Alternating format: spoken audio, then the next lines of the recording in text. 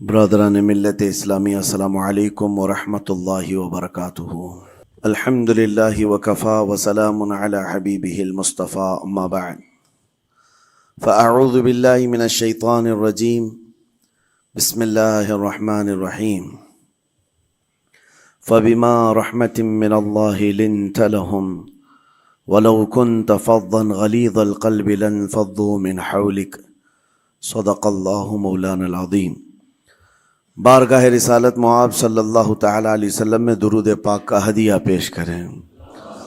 اللہم صلی علی سیدنا و مولانا محمد معدن الجود والکرم وآلہ واصحابہ الکرام وابنہ الکریم وبارک وسلم صلاة دائمة سرمدا ابدا۔ عزیزان گرامی وقار، انسان کو اللہ تبارک و تعالیٰ نے جو خصوصیات عطا کی ہیں اس میں خاص طور پر زبان اور بیان کی خصوصیت بہت اہم ہے۔ شیخ سعدی رحمۃ اللہ تعالی علیہ فرماتے ہیں، تا مرد سخن نہ گفتہ باشد، عیب و ہنرش نہ ہفتہ باشد۔ جب تک آدمی بات نہیں کرتا اس کی اچھائی بھی چھپی رہتی ہے، برائی بھی چھپی رہتی ہے۔ انسان اپنے کلام سے، اپنی بات سے سمجھ میں آ جاتا ہے کہ کس کیٹیگری کا ہے، کس لیول کا ہے۔ اس کی گفتگو کے آداب اس کی حقیقت بتاتے ہیں، بلکہ یہاں تک کہ اس کے نسب کا بھی پتہ لگا لیا جاتا ہے اور اس کی تربیت کا بھی اندازہ ہو جاتا ہے۔ حضرت لقمان حکیم سے پوچھا گیا نیکی کس کا نام ہے، تو آپ نے فرمایا دو چیزیں اور بہت چھوٹی ہیں۔ نیکی دو چیزیں ہیں جو بہت چھوٹی ہیں۔ کہا کیا ہے؟ کہا کہ ملاقات میں لوگ اپنے بھائیوں سے مسکرانا اور نرم گفتگو کرنا۔ ساری نیکیوں کی جڑ ہے یہ، نرم گفتگو کرنا اور لوگوں سے خندہ پیشانی کے ساتھ مسکرا کر ملاقات کرنا۔ لیکن میرے عزیزو، یہ دو چیزیں بناوٹی تو بہت سارے لوگوں کے ساتھ آ سکتی ہیں، اخلاق تصنع جس کو کہتے تکلف کے ساتھ بہت سارے لوگوں کے ساتھ آ سکتی ہیں، لیکن حقیقت میں جس انسان کی طبیعت میں یہ دو چیزیں ہونی چاہیے وہ کب سمجھ میں آتی ہیں؟ اس وقت جو مولا علی کرم اللہ وجہہ الکریم نے فرمایا کسی انسان کو اس کی حقیقت دیکھنا ہو تو غصے کے عالم میں اسے دیکھو۔ وہ اپنے آپے سے باہر ہوتا ہے یا اپنے مزاج کے خلاف کس طرح بات کو سن کر کے تحمل رکھتا ہے۔ سب سے بڑا پہلوان وہ ہے جس نے اپنے غصے کو کنٹرول کیا اور اپنی زبان پر قابو پا لیا، ورنہ یہ وہ لمحہ ہے جب انسان پھٹ پڑتا ہے، جو دل کے اندر ہے سب کہہ جاتا ہے۔ آپ کو میں بتاؤں، نبی کریم صلی اللہ تعالیٰ علیہ وسلم کے عظیم اخلاق کریمہ، بخاری شریف کی حدیث ہے، حضور مسجد نبوی میں تشریف فرما ہے۔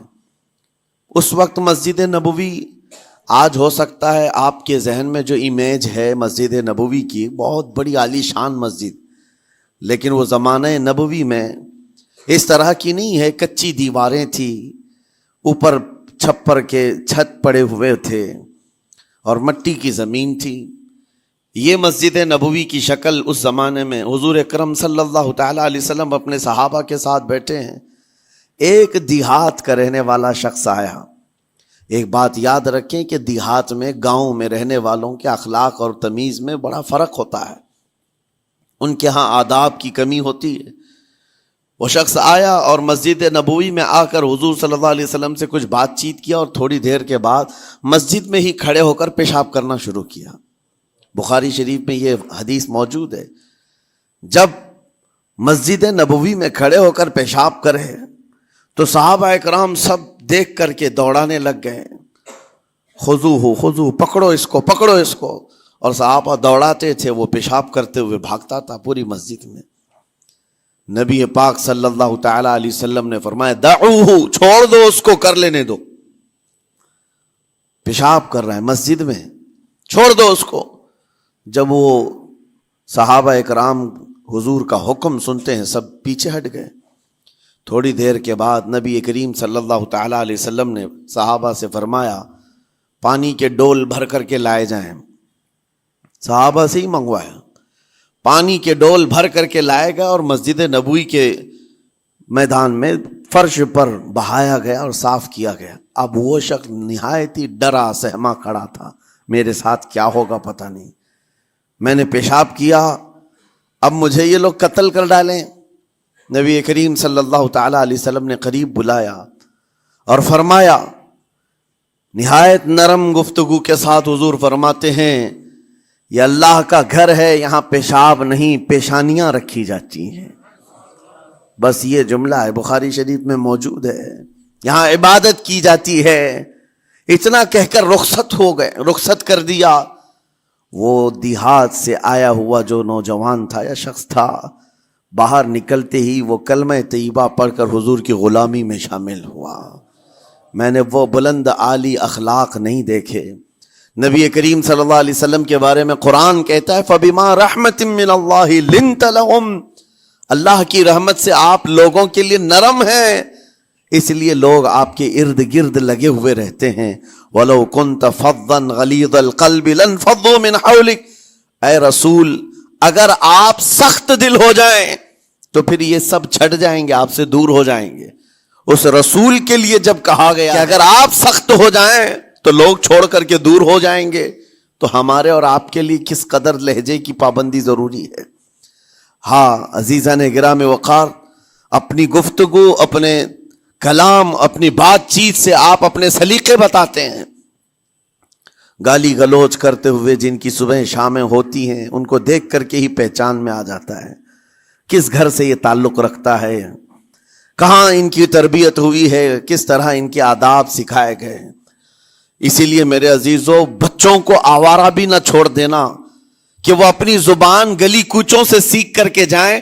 کل کو ہوگا یہ کہ اس کی زبان کی وجہ سے لوگ تمہیں تان و تشنی کریں گے, اس کا باپ ایسا ہوگا اس لیے بچہ ایسا ہے, اس کی ماں اس طرح ہوگی اس لیے اس کی گفتگو ایسی ہے. کیونکہ موسٹلی زیادہ طور پر بچے اپنے ماں باپ کے اخلاق کو نقل کرتے ہیں, ٹرانسفر ہوتی چلی جاتی ہیں. ایک بار حضور اکرم صلی اللہ تعالی علیہ وسلم مسجد نبوی سے باہر نکل کر جا رہے ہیں. توجہ میرے عزیزو, اخلاق کہاں دکھانے چاہیے اور ہماری بات چیت کے انداز ہمیں کہاں ہونا چاہیے, میں آپ کو بتاؤں. حضور تشریف لے کر جا رہے ہیں, صحابہ اکرام کھڑے تھے حضور کے اطراف. مدینہ طیبہ کی ایک بوڑھی خاتون جس کا ذہنی توازن کھویا ہوا ہے, یعنی وہ دماغی طور پر ڈسیبل ہے, اور وہ آئی جا رہی تھی. لوگ جب بھی اس کو دیکھتے راستہ کاٹ لیتے, وہ جس کو بھی پکڑتی تھی سنانا شروع کرتی تھی, جو منہ میں آئے بکنے لگ جائے, اور لوگوں کو تنگی محسوس ہونے لگتی. صحابہ نے دیکھا کہ یہ عورت آ رہی ہے, حضور کی طرف آ رہی ہے, سب نے حضور صلی اللہ علیہ وسلم کو گھیر لیا, اس کا راستہ روکنے کے لیے. اب آئے گی اور نبی کریم صلی اللہ علیہ وسلم کے پاس اگر زبان درازی کرنے لگ جائے, پاگل عورت ہے, اور بک بک کرنے لگ جائے, حضور پاک صلی اللہ علیہ وسلم کے ادب میں کہیں کمی نہ آ جائے. صحابہ کا یہ ہمیشہ اہتمام رہتا.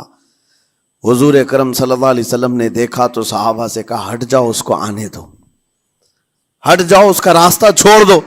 صحابہ نے کہا, یا رسول اللہ صلی اللہ علیہ وسلم, اس کا ذہنی توازن ٹھیک نہیں ہے, دماغی طور پر وہ عورت ٹھیک نہیں ہے.